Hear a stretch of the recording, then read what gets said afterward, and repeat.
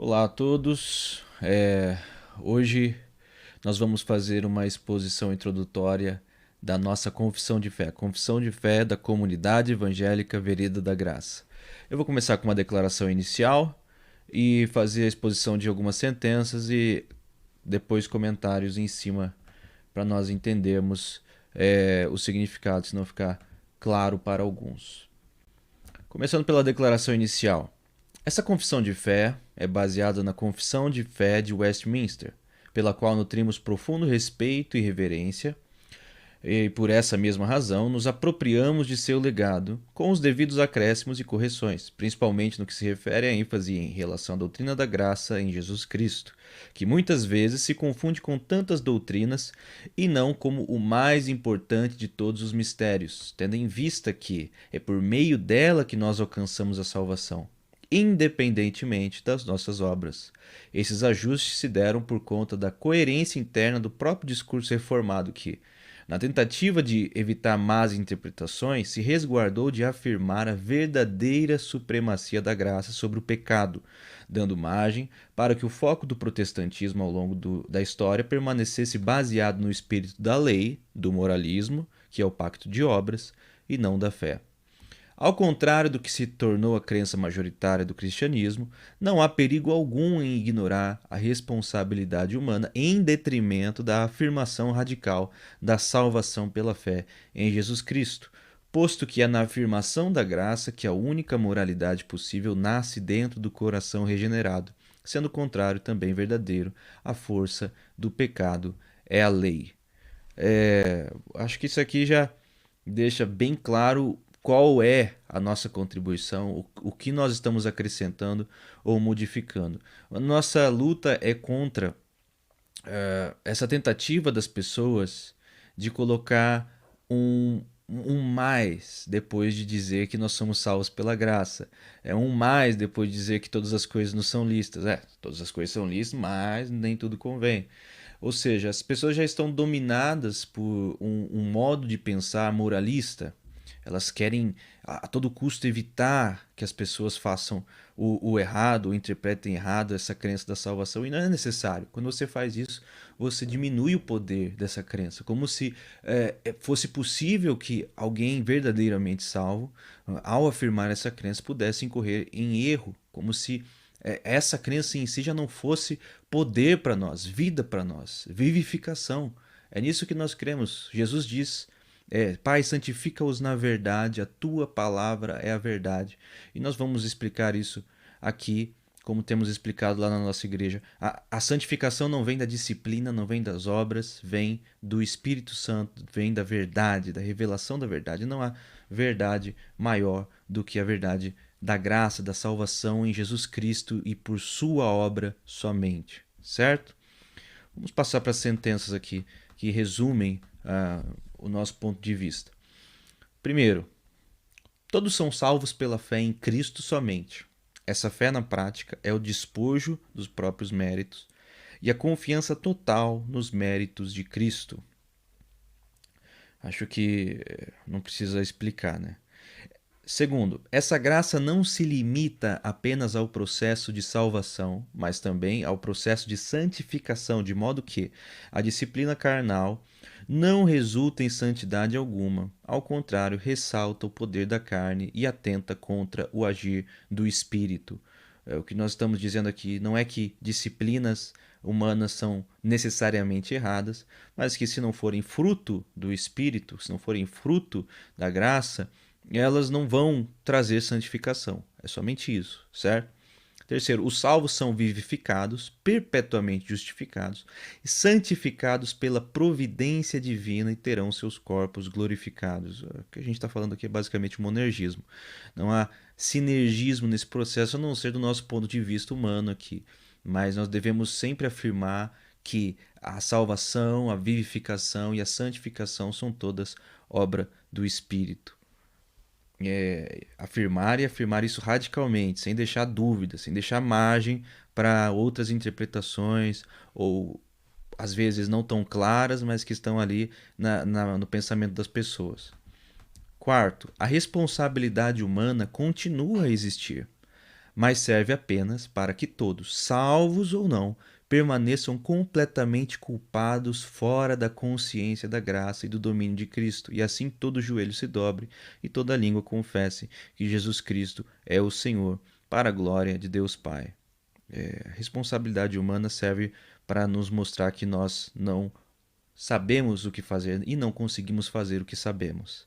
A responsabilidade humana condena quem não está em Cristo e é, se torna obsoleta para quem está nele, porque nós nele vivemos e praticamos as boas obras não porque nós somos bonzinhos ou porque temos responsabilidade, mas porque Cristo é tudo em nós. Quinto, assim como a salvação não pode ser conquistada por nossos méritos, também não pode ser perdida pelos nossos erros. Isso aqui qualquer um da presbiteriana acredita nisso, mas a gente está ressaltando. Nós estamos deixando claro que assim é. A salvação não pode ser perdida para os que são de fato salvos. Aí você vai ter um trecho na Confissão de Westminster que tenta explicar que os salvos produzem frutos, que há evidências dessa salvação no mundo exterior, que não adianta você ficar dizendo que é salvo se você não tiver frutos e tal. Tudo isso para um certo controle, para não haver uma libertinagem a partir dessa crença da salvação, e nós acreditamos que esse controle é desnecessário. Esse controle institucional que visa a repressão do comportamento alheio, o julgamento do comportamento alheio, como se a instituição tivesse uma contribuição nessa santificação do ser humano. Tudo isso, na verdade, faz com que as pessoas saiam do pacto da nova aliança e voltem para o pacto das obras, o pacto da moralidade, o pacto da barganha, o pacto de cumprir para merecer. E nós não acreditamos nisso. Nós acreditamos que a consciência da graça gera santificação nos salvos. Então, nós podemos afirmar isso com toda certeza e sem medo. A salvação não pode ser perdida, não importa quantos erros você cometa. 6. Não existe condição para o perdão dos pecados. Ninguém é perdoado por melhor se arrepender ou por melhor crer, ainda que ambos sejam necessários para melhor deleite do perdão já consumado aos eleitos. Claro, a condição é Cristo, a condição da salvação é o que ele fez por nós, mas da nossa parte não existe condição nenhuma. Nós apenas tomamos consciência da nossa salvação a partir do momento em que nós nos convertemos, a partir do momento em que nós somos vivificados, mas do ponto de vista da eternidade, os eleitos já estão contados. Nós estamos dizendo isso aqui para ficar claro. 7. Toda glória pertence a Deus, que escolheu ser glorificado em Deus Filho. 8. Toda ação ou crença que ofusque de algum modo a glória de Cristo produz apenas morte e condenação. Isso aqui é muito importante, gente, porque sutilmente nós redirecionamos o nosso foco para outros tipos de crença ou partes da teologia que não focam em Jesus Cristo, ou que não passam por Jesus Cristo, ou que não culminam em Jesus Cristo, e acabam glorificando outras atividades humanas ou sobrenaturais, não sei, mas não colocam em ênfase a glória direcionada ao Filho.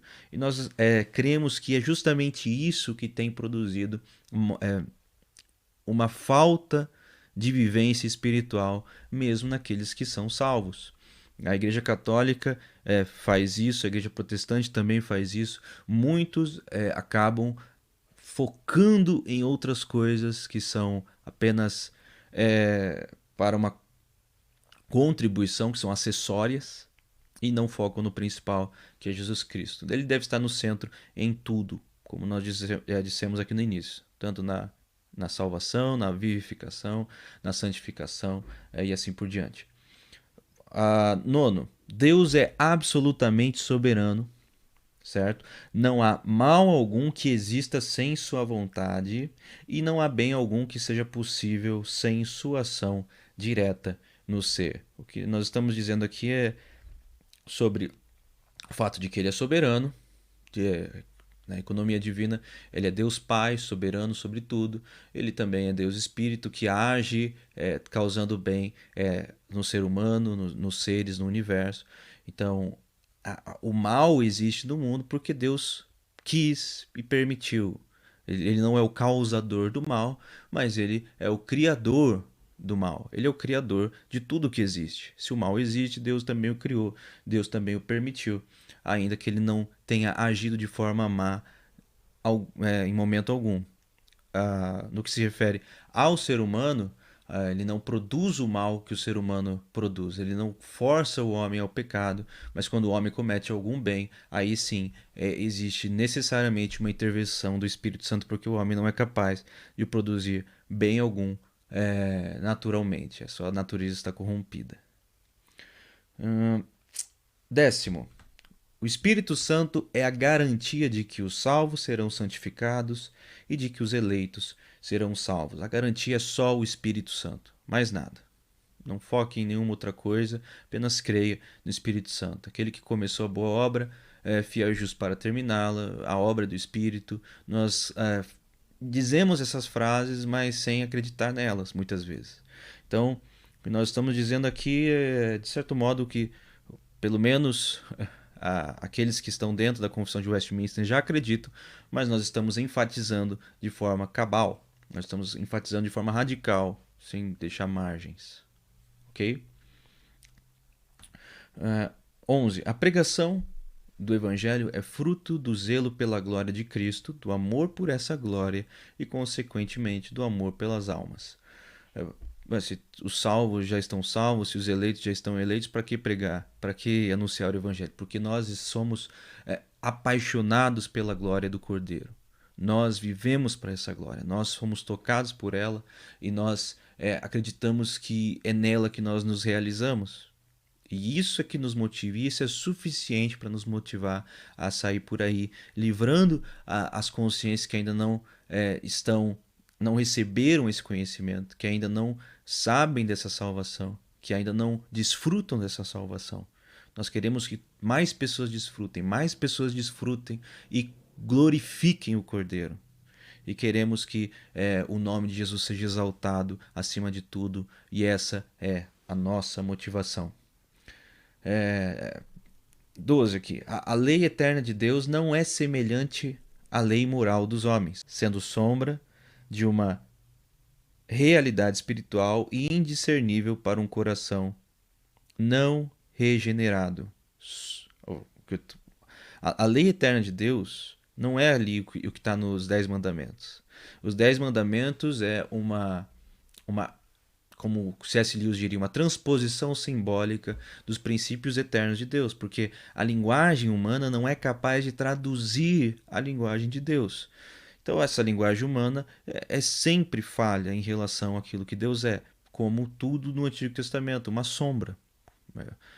O templo, o tabernáculo e também nós acreditamos a lei moral que foi revelada ali através de Moisés é não uma analogia perfeita, mas uma tentativa de transpor e por símbolos aquilo que é a moralidade perfeita de Deus, que nós acreditamos que é revelada de forma integral em Jesus Cristo. E só aqueles que são vivificados é que têm acesso a essa verdade, a essa revelação. Então, para que nós estamos colocando esse ponto? É para nós entendermos que não existe mais essa coisa de o que eu posso fazer, eu vou ali naquele versículo, o que eu não posso fazer. Essas coisas são só orientações. Não existe mais mandamentos, não existe mais condenação. E os cristãos até hoje se relacionam com a Bíblia da mesma forma como os judeus, inclusive com os conselhos apostólicos, como se fossem novos mandamentos.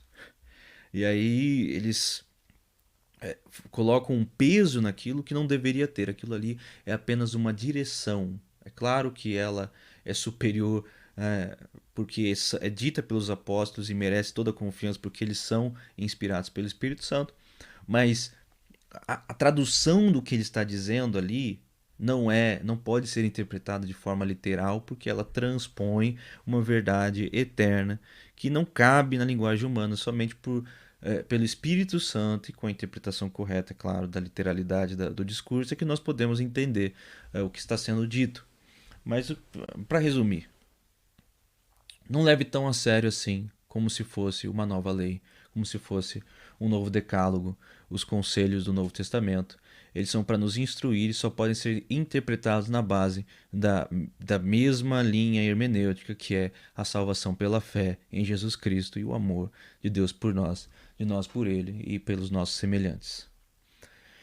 13º, o cristão é livre para agir conforme a sua consciência no Evangelho e o direcionar do Espírito Santo, respeitando as Sagradas Escrituras, os conselhos apostólicos, tendo em vista que a lei moral já não nos é mais imposta, mas serve apenas como parâmetro para a compreensão dos princípios eternos de Deus. Todas as coisas nos são listas, mas nem tudo convém, ou seja, todas as coisas são listas. Não tem mais mandamento, não tem mais imposição. Você faz na liberdade do Espírito. É para a liberdade que Cristo vos chamou. Não volteis a tornar para o jugo da lei, o jugo da moralidade, o jugo de qualquer imposição que a sua consciência moral possa colocar. Você faz por um prazer espiritual. Você faz porque você é espírito vivificado e não por uma imposição da letra morta.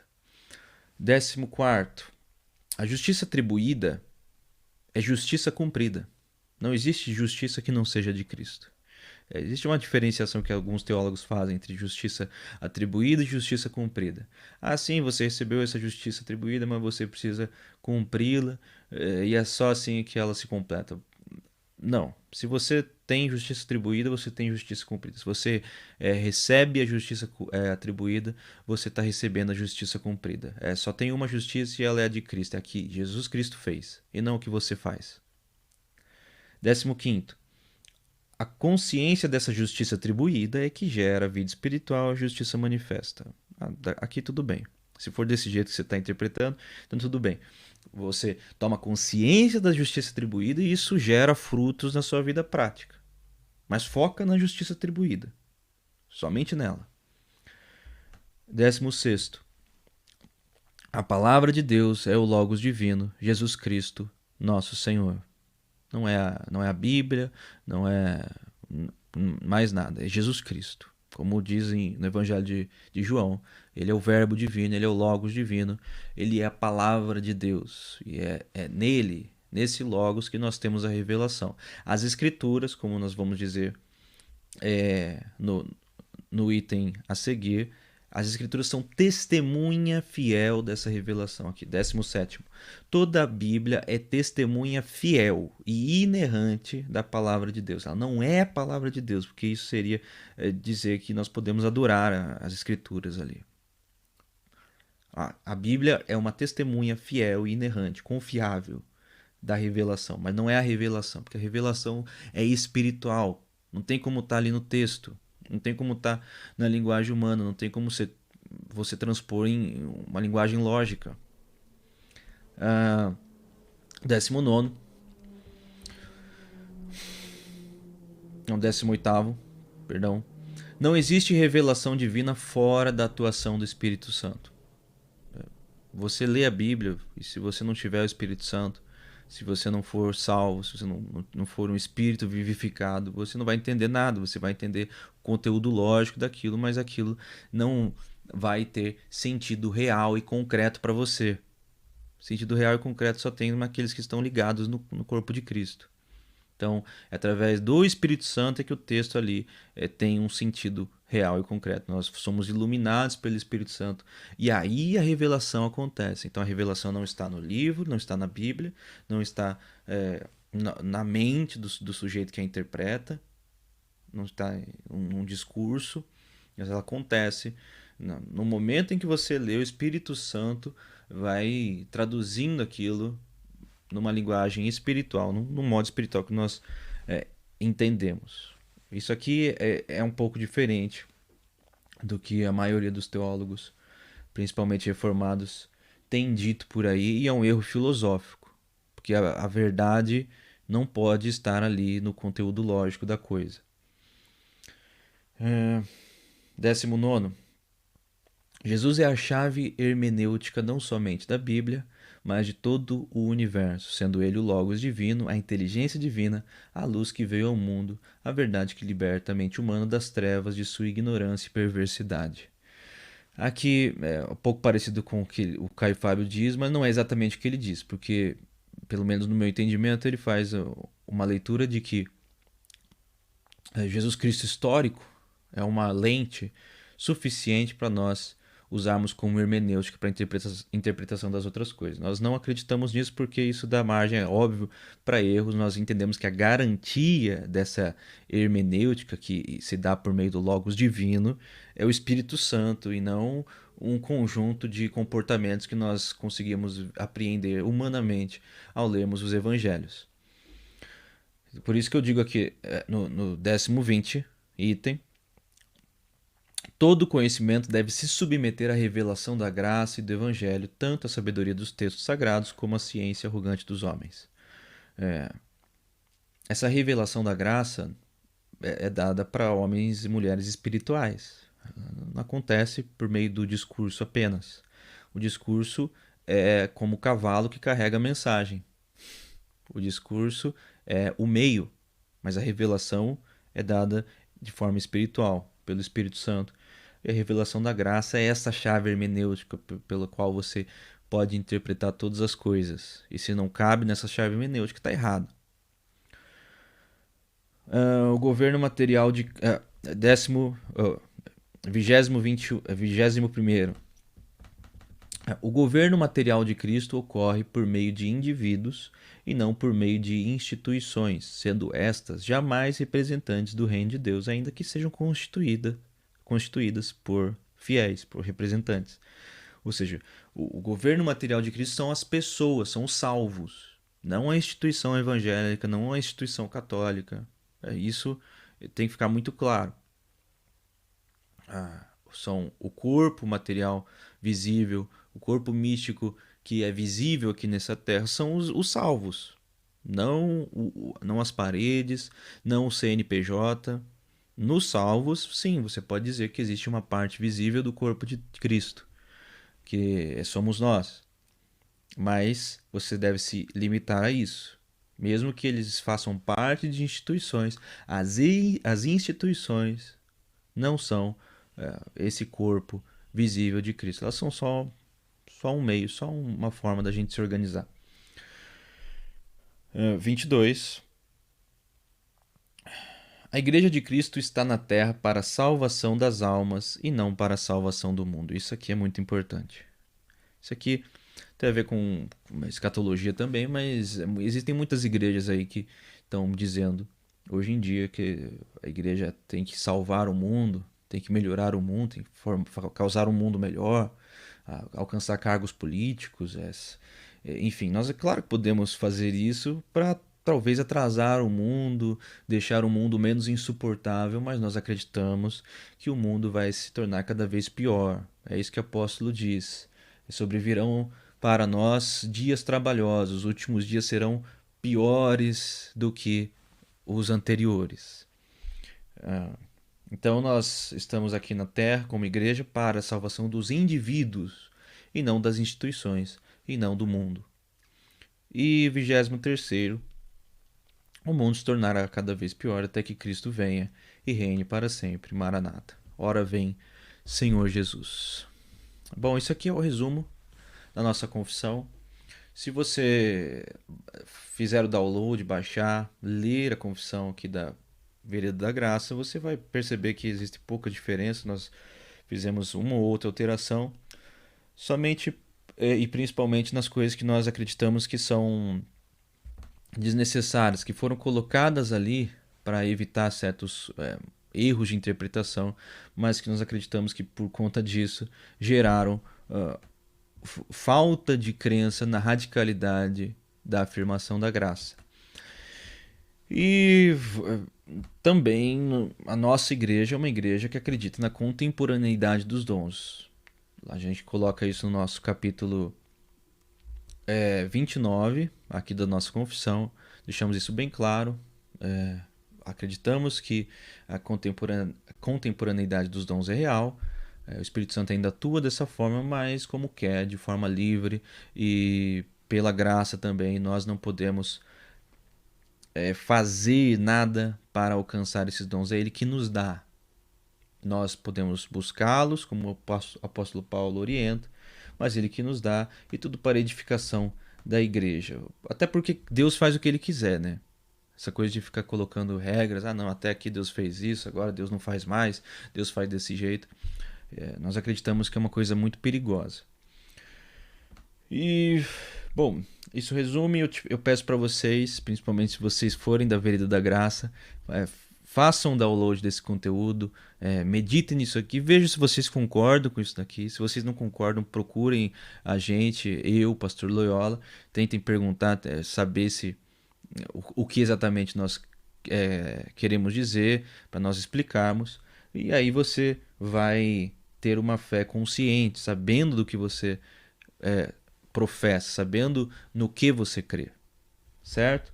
Então fica aí a confissão, ou resumo da confissão de fé da comunidade evangélica Vereda da Graça. Um abraço a todos.